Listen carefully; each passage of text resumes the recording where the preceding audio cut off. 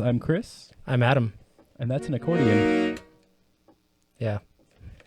I got a new toy recently. What the best thing to present on a gear episode? This is an accordion show, right? Yes. Yeah. You know what we need to do? You know exactly where I'm going with this, but I think you have a piezo somewhere, right? Oh yeah, we should run that through some stuff. We need to run it through a pedal board. Accordion through Big Muff. There's that lady who does the harp pedal reviews. Oh yeah. Yeah, I think we need to do accordion pedal reviews. It would help if I knew how to play the accordion. Details. We could call it gear accordion to Adam. Accordion. You're a funny guy. I'm going to make sure I'm not clipping. Hold on. All good.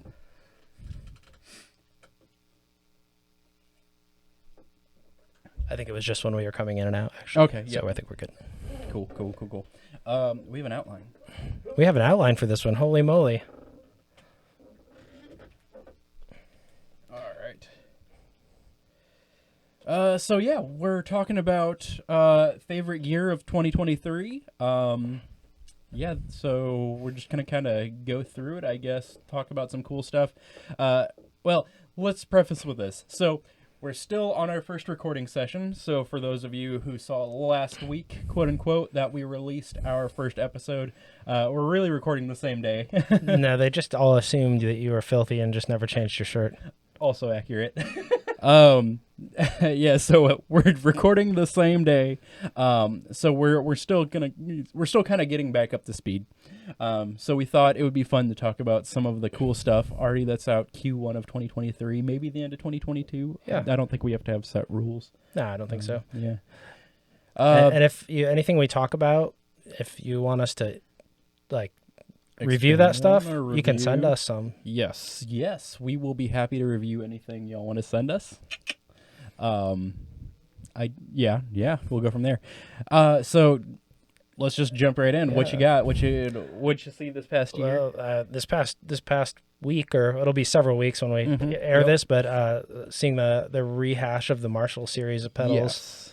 I think I've seen a few reviews already. Mm-hmm. Do they sound like the Marshall pedals? I mean, they sound like the original series for Cool. sure. Like that.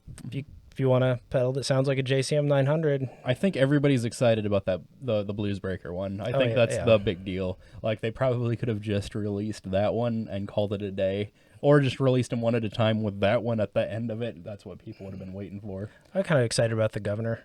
Are you? Okay, yeah. It's just like that. That was like one of the. I think that's got to be one of the first pedals that they did that they put an effects loop in. Oh, I forgot that had an effects loop. Yeah. What? So you can shove something between the, preamp. And Yeah. What is the Governor based on? I think it's I think that's the one that's supposed to sound like either like a JCM 800, 900, something like that.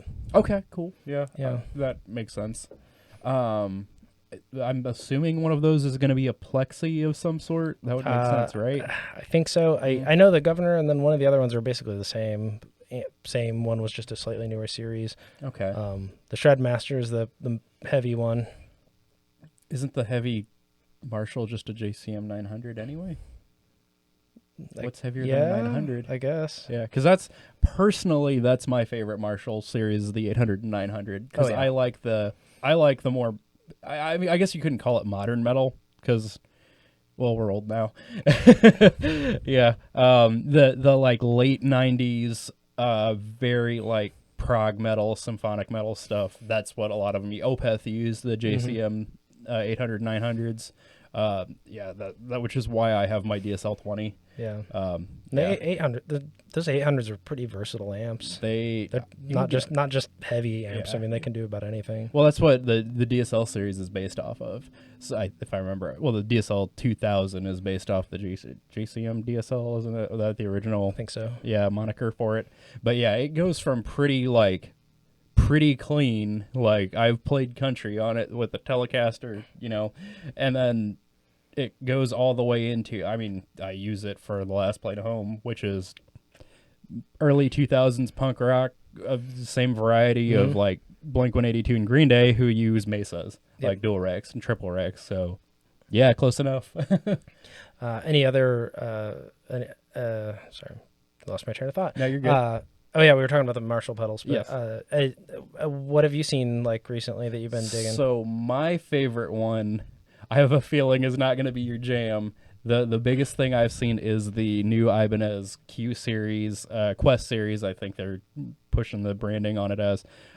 They released a 7-string in blue, and I am super excited for that because it's HSS. It's the headless, so for those of you not into the ultra modern guitars, you probably won't like this one. But I'm eyeballing that pretty hard, and they're like $1,000 for nice. a 7-string. And I love Ibanez necks because I like the ultra flat, like shreddy ones, even though I can't play that fast. I don't dislike the Ibanez style guitars, but I do have a hard time with that thin a neck for some reason. Yeah, and that makes sense.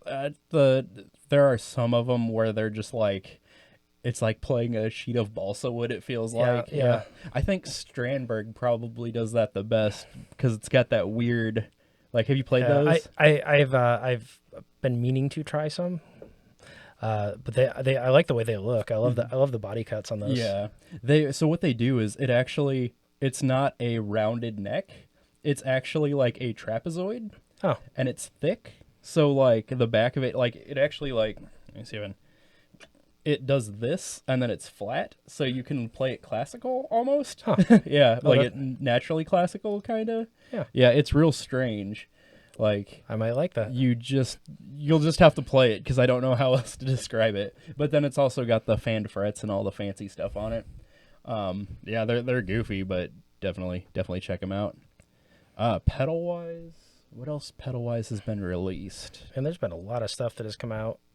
Yeah, since we recorded last, definitely. Yeah. Oh yeah. Well, but I was thinking like at the beginning of the year, I had some notes. I don't know, was it the end of last year or maybe? Yeah, it was last year that they released the Life pedal V3. V3, didn't we?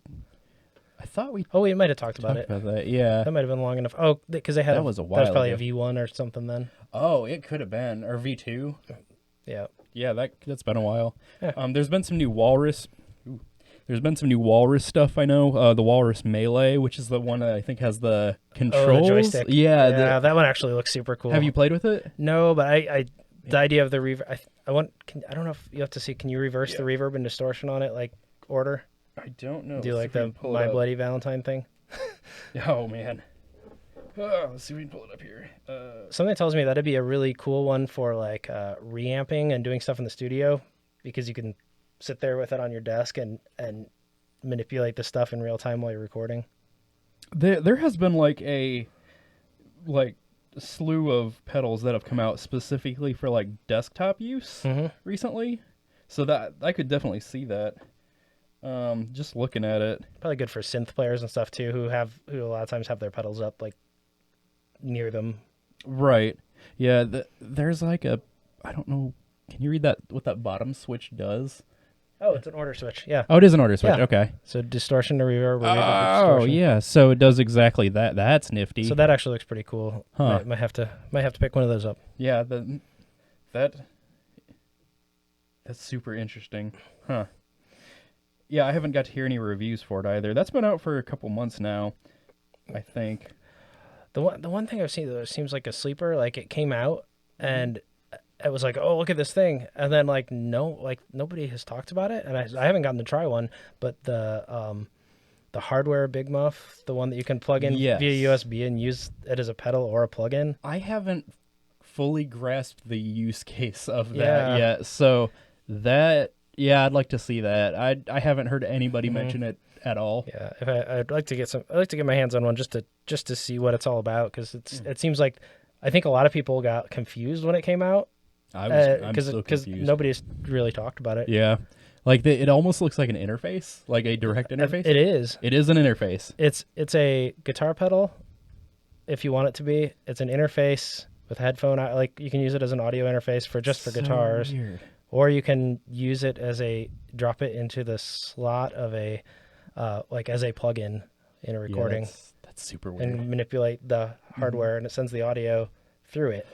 They need to make a bass version, I think, because that would make more sense to me. If that's the specific use case, if it's supposed to be just like a interface with a Big Muff, yeah, like a bass version would line up a lot more. What I thought would be like looking at that where I was like, oh, this would what I'd love to see is like a USB, like just a tiny little USB interface hub with an effects loop and like a mix control. Okay. That you could be seen as a plugin on your desktop that you could run any of your pedals through, so you could put them actually in a plugin slot.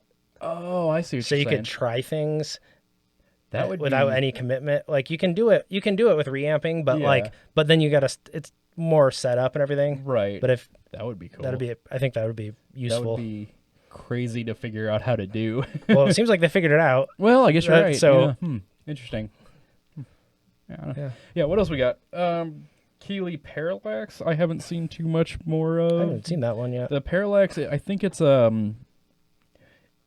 Keeley kind of started to do this like 80s series. Is it the budget? Oh no, never mind. No, like it's on the same layout, and we'll pull all these up on the screen so it's not just like me looking at my tablet. It's the same layout as the Caverns, so it's a pretty decent size. I love the Caverns. It's a good pedal. My new board is the first one that hasn't had it on it for quite a while.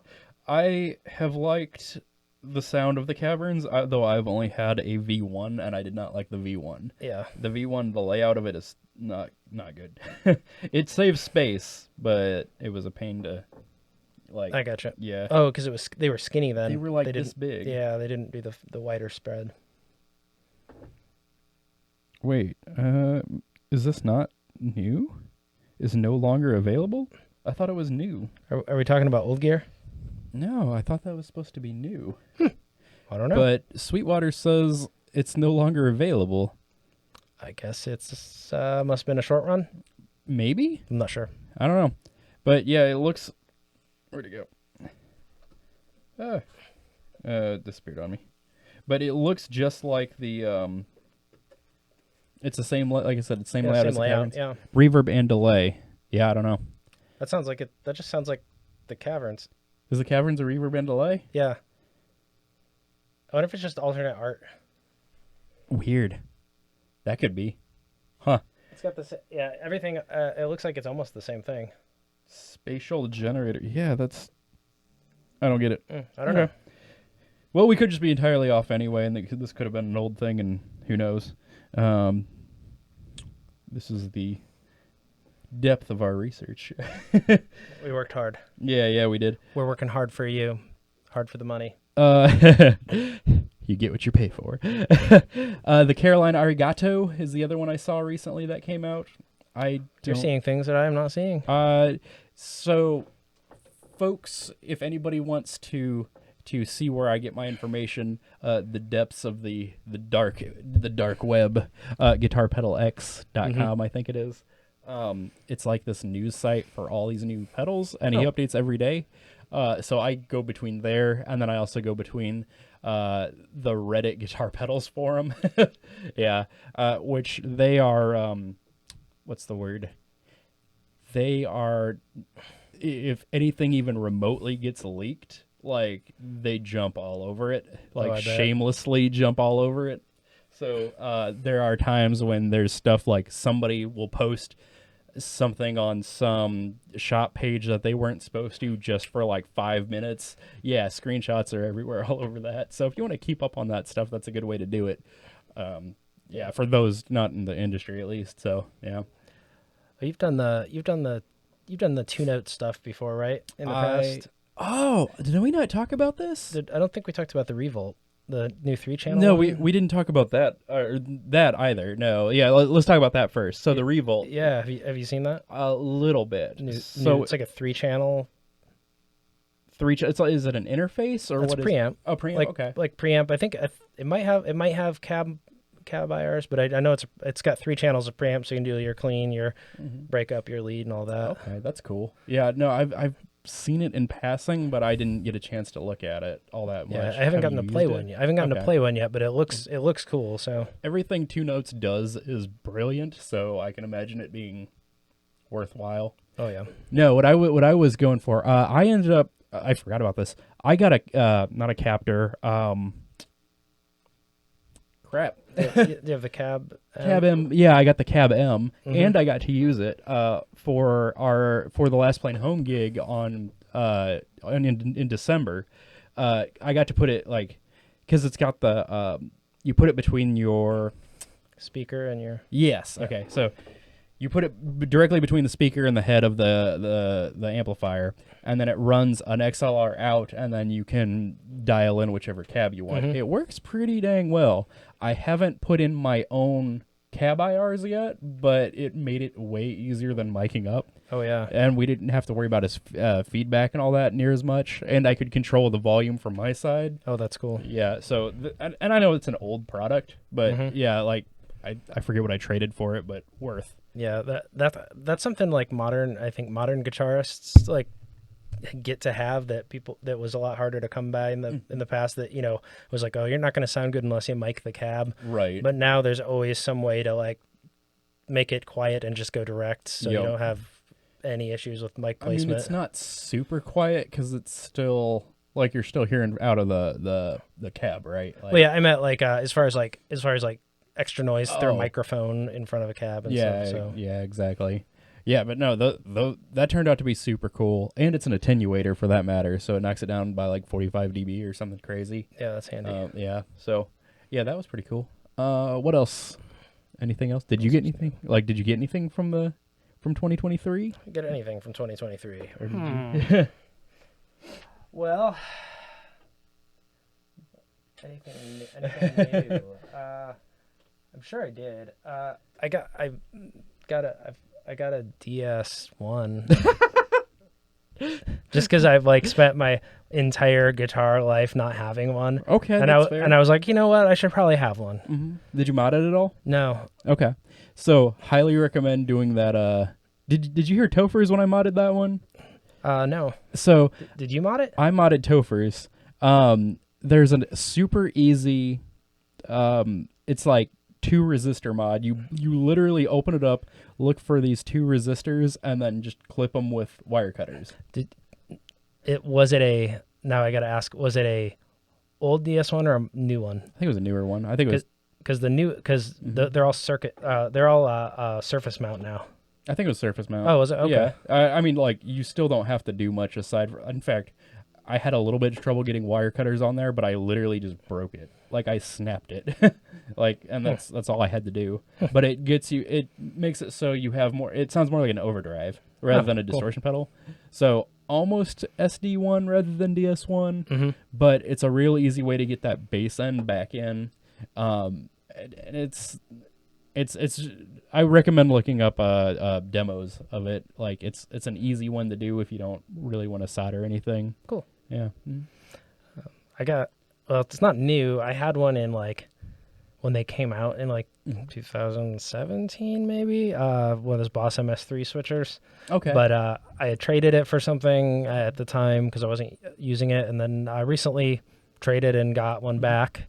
Because I've been using that Earthquaker switcher for a while, which is really nice, but it's very simple, just 2 channels and a boost, and you don't really have any options. But the MS3's it's a multi-effects unit, and it's got 3 loops in it that can be assigned.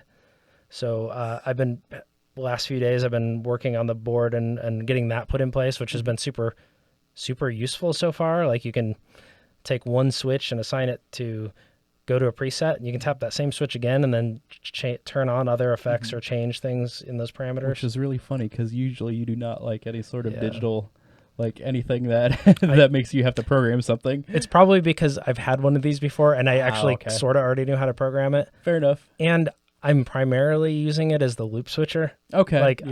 I'm using inside of it the reverb in some of it, and I'm using an EQ because it's got internal EQ. So if I'm using a fuzz or something, I can make it punch better. But but for the most part, I'm just using it to switch various effects on and off. No, that's pretty cool. Yeah. I'll take a photo and we'll link it. Yeah. We can also just pop a picture of an MS3 up there. Oh yeah. Yeah. Either way, it doesn't matter. Yeah. Yeah. Cool. We're burning through these a little quick. I know we are. Yeah, I guess it is early in the year, right? We haven't seen probably near as much as we're going to see. And I don't know how they're doing NAMM this year. Have you heard anything? I've not heard anything yet. No. One of the other podcasts mentioned something. It might have been Chasing Tone. Mentioned something about NAMM is not going to be.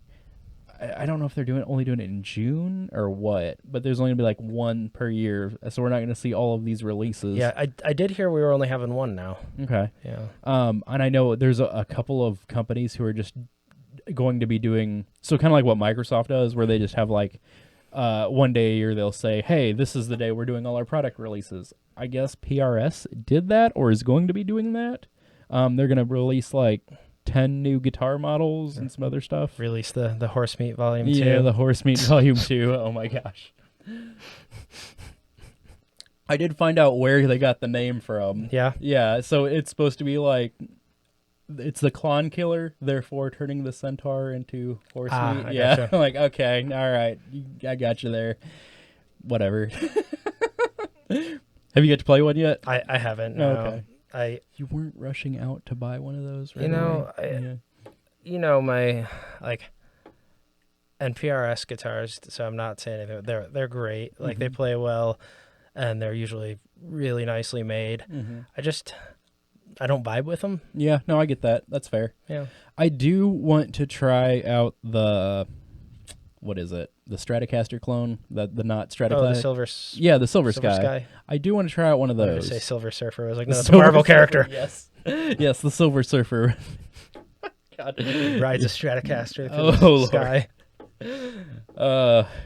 I would say we need some graphics of that, but we're not looking to get sued yet.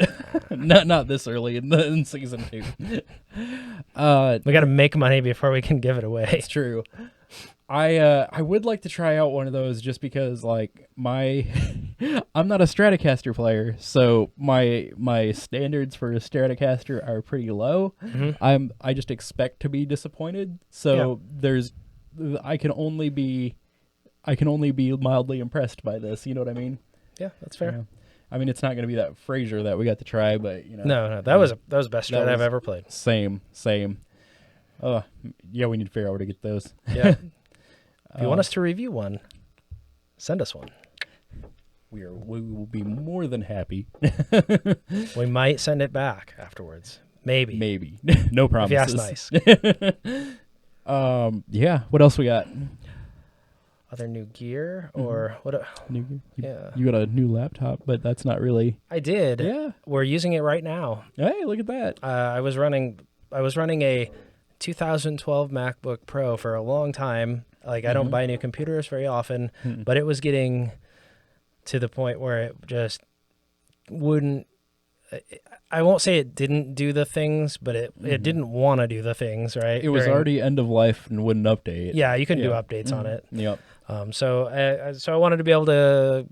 I got the best thing that I could manage to get. So it's a Apple. It's one of the new M3 one M1. Or no, M2 Pro. M2, okay. M2 Pro laptops. Yep. So it's been so far it's been so fast. No. So this is going to be me asking over the top nerd questions. Is the M2 just a label, or is that actually a different chip than the M1? I think it's supposed to be a different chip. It's got a higher number of CPU and GPU cores than the M1 did. M1 did. So they did something. I don't know. I mean, that's probably. I didn't have an M1, so I can't compare. Yeah, but it probably is the case because. Oh man, we could get way too deep into this. So the thing about the M1 is that it didn't have to deal with things like a front side bus. It didn't have to deal with any sort of interconnectivity between the other like pieces of architecture on the board. So that's why it's quicker for one. You probably knew that already. I don't know if these folks did. The M2, I'm guessing, is probably using that same architecture and just the same as when Intel and AMD released. We're probably just upping the speeds. So rather than getting your dual core, you get a quad core now. So probably it's the same deal. Guessing, not an architecture engineer. Yeah. And I didn't read anything on it yet. So That's fair. Yeah, my Mac died. Did it? Yes. In fact, it got to the point where it was dead enough that I just ended up. I was like, I need to get rid of this hard drive, so I slammed it against the ground in my garage. Oh, wow. To shatter it, just to make sure it was gone. And I'm back on the Windows train again. So, you know, I have toyed. I've gone back and forth on it. Like when I got the new Mac, I was like, oh, do I want to continue that route? But I just like not having to continually update things and have to continually like reset stuff, and right. I just want to turn it on and start working on music. And on the flip side, no, I understand. On the flip side to that is I want to be able to update, and I don't want my DAW to break every time I update it. That's fair. Yeah, so that's totally fair. It's really just what's your preference and how you use things, right? So yeah, I am, however, going back to. So I got rid of my Avid subscription. You'll be happy to know. Oh. Yeah, I'm going to try my best to go to a mostly open source. Well, I guess it's not open source. I'm going back to Reaper. I'm going to try to learn Reaper, like the Reaper Pro version. So we're going to see how that works. I didn't know there was a Pro version. Yes. It's the it's that thing that keeps popping up that says, "Hey, you should pay for me," rather than wait for the evaluation version that you get every half hour. Yeah, that's what that actually is. The Pro version. Yeah, because there are big studios who do use it. It's just not near as popular as Studio One or Pro Tools or Logic. Yeah, but it does have the capability. It's just it takes a lot longer to try to make stuff work in it, unfortunately.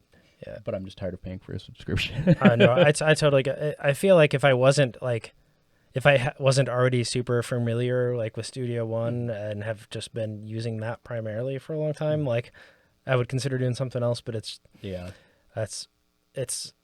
when you want to focus on the music or doing what you're doing, like it's a lot easier if you use something you already know, and then the only things you have to learn are like when the new versions come out, whatever. Which is the only reason I kept giving Avid my money, because I knew Pro Tools from college. Yeah. What else we got? What else? What else? Wait, there's more. But wait, there's more. Is there? I don't know. I don't think we have any more. I got some giant drumsticks. Yeah, let's see them. This is the kind of gear content that people crave. Oh my gosh. You know, when they tell you that the snare, like they just want a bigger snare sound, what they really mean is they want you to hit the snare with a lot bigger sticks. I'm sorry, we only use Vic Firth here. Oh Lord. You can have a sword fight, which is cool. Or like if somebody tries to break in, you can take care of it. Could ask what brand, but I think it's Louisville Slugger. Oh, that's why. It's a string company. Oh, is it really? What? It is by D'Addario. Yeah, ProMarks. They're ProMarks. Why? Okay, so for real, what is the purpose of these other than novelty? I'm fairly certain these are just for novelty. Okay. I don't know. Like, it didn't stop me from trying to play my drum kit with them gently. Yeah, that's fair. Because I didn't want to buy a whole new set of heads. Yeah, I really need to know if there's an actual use for them. The Mahler hammer exists. Yeah. So why wouldn't these be useful? Yeah. I mean, if you had a big enough, I guess if you like, you could mount your kick drum sideways. That's a good idea. And maybe we could, you know what, you could mount a kick sideways, and we could see if we could get some huge snare wires to put under it. Oh yeah, we could do that. That sounds good. I mean, you need a 24-inch snare drum. Yeah, why not? Is that the one they used on Saint Anger? Jesus. Careful. They're going to come for you. Oh, Lord. Okay. Well, on that note, we should do our tech tip. So we're adding a new... Let me sit down. So we're, with all that said... we're going to keep these first couple episodes a little short. We are going to be doing what are we calling this? The newbie tech tip corner, or newbie tip corner? Yeah, something like that. We should come up with like a little thing. Yes. Yeah. A little audio stinger and all that. Yeah. Yeah. So you have a tip for us. So when I was building my pedal board today, I was finishing it up today, the last few wires. I went through a couple of the old boxes of crap that I had, and I discovered I still had one of these, and you should never use. These are the worst things. I'm gonna show you on the thing. Uh-huh. This has a 1/4-inch jack on each end, and it's solid, so it doesn't move like a cable. Mm-hmm. So when what you're saying is, when you plug these in, there's no play at all. Yeah. And especially if you're using like Boss pedals, which are actually angled. Mm-hmm. Yeah, that's not super great. That's how you end up losing pedals. Yep. They also make these in a straight where it's just a plug on each end. And those are also real bad because if you kick a pedal accidentally or move it wrong, you're just going to break the jack off into it. Mm-hmm. Or you're going to break the pedal itself. So, yeah. So anybody who's first getting into pedals and pedal boards, don't buy these. If you see them, burn them and send them back to hell where they were made. That's why I only use them with my top jack pedals, and then just use a series of couplers to connect 4 or 5 together to make them work. So patch cables. Probably don't do that either. No, probably not. Yeah. Patch cables only. Soldered patch cables. Preferably. Are we gonna fight? Oh, you don't like solderless? No, I do. Or you do like solderless? Okay. No, I use soldered ones, but I've used solderless in the past. Okay. I don't actually. I'm indifferent on it. Like I know some people are like, it's this or this. I'm like, I don't care. I would say that I tend to lean toward the side of soldered versus solderless, but I don't think it's as big of a deal as some people make it out to be. I think if you just buy high quality is high quality. That's true. Yeah. I do like ones that are very flat, so that they work better for spacing. Like I use the EBS ones. Oh yeah, I use EBS too. Yeah, I think I've entirely switched to EBS now. Yeah, I think this is the first time that everything on mine are that, except the 2 TRS cables that I needed to send to a switch pedal. Oh, yep. Just because I didn't have any TRS in that style. Right. Yeah, the only reason I don't use solderless cables is because I can't be bothered to buy a kit. I would rather just buy a pre-built cable. That's true. Yeah, I already have to put Velcro on the board and do all that stuff, and that's a lot of work. That's true. Mm-hmm. All right, everybody. Well, that's it. All we got for this week. Again, we're keeping it short. We're back. Like I said, the first couple episodes, we're just doing keeping it simple. Yeah, just getting warmed back up into this. Yes. Figuring out our schedules and stuff too, and all that fun stuff. Yeah, trying to make it work. If you have anything you want us to talk about though, again, just let us know. woodwirewatts@gmail.com, or hit us up on all the social medias. Links down below. All right. Thanks, guys.